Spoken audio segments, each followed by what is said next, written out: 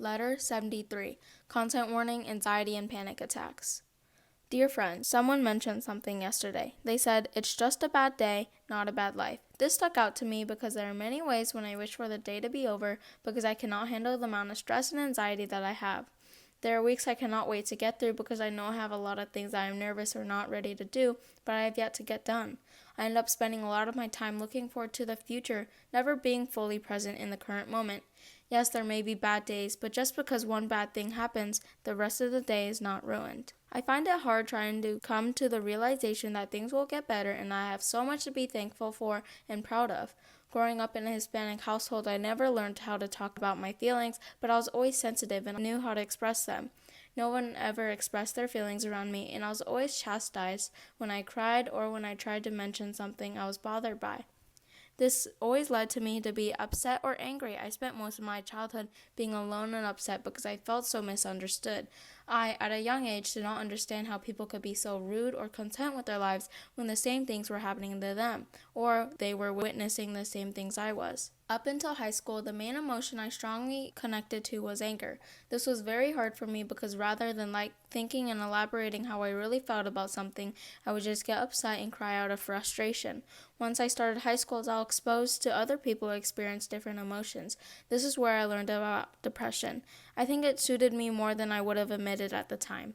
I did not have many fond memories, and looking back on it, I think it was because I was so angry, closed off, and isolated that I did not have many memories apart from going to school, coming home, and sleeping just to do it all over again. Going into college, I became more comfortable expressing myself, and it felt more acceptable.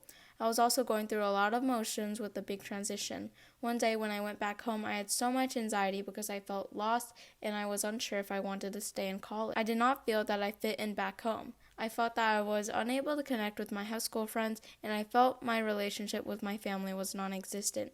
It placed a strain on my mental health, and I could not take it any longer that I started crying. I started hyperventilating, and I felt my chest getting tighter. I felt I could not control my breathing, and my heart was palpitating. I had to sit down on the kitchen floor because I was unable to do anything else, and I crawled up into a ball in an effort to comfort myself. I've had panic attacks before, but never to that extent, and no one in my family reacted because my whole life I've been a crier and I've been angry that nearly everyone just looked at me and watched me. I felt someone sit next to me. I immediately thought that it was my mom, as she was usually the one to ask me how I was afterward. I looked up, and to my surprise, it was my father. He asked me what was wrong, and I did not feel that I could tell him. There is something about being first generation that has been so hard for me, being unable to tell my parents about my struggles.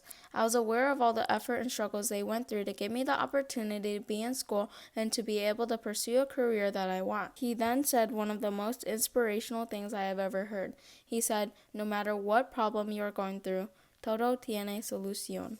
Everything has a solution.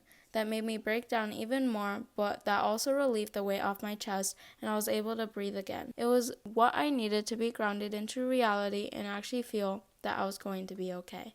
There are often times when I feel that the world is going to end or things will never be okay, but then I remind myself that there always is a solution.